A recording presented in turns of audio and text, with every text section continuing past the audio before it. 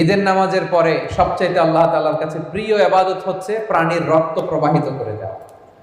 এবং বিষ্ণু ইসা ইসলাম বলেছেন কিয়ামতের দিন এই প্রাণী তার শিং, তার চামড়া, তার পশম নিয়ে বিশাল সওয়াবের পাহাড় হয়ে দাঁড়াবে। পড়েন আল্লাহু আকবার।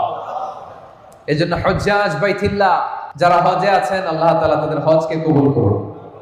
আমরা যারা কুরবানি করছি আল্লাহ তাআলা আমাদের কুরবানিকে কবুল করুন। এই কুরবানি এটা হতে হবে হালাল উপার্জন থেকে।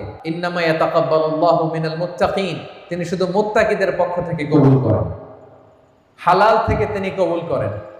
হারাম দিয়ে বিশাল 5 লক্ষ টাকা দিয়ে আপনি হাটের সবচাইতে বড় গরুটা কুরবানি করেছেন, ওই কুরবানি কশিনকাল আল্লাহ তাআলার দরবারে কবুল হবে। আর সামান্য কিছু অর্থের মালিক আপনি, একা একটা কুরবানি দেওয়ার সক্ষমতা নাই, হায়রে 7 জন মিলে ভাগে কুরবানি দিবেন, ওইটা আল্লাহর আরশে আগে কবুল হয়ে যাবে। এজন্য আমরা সবসময় হালালের সাথে থাকি, বিশেষ সাথে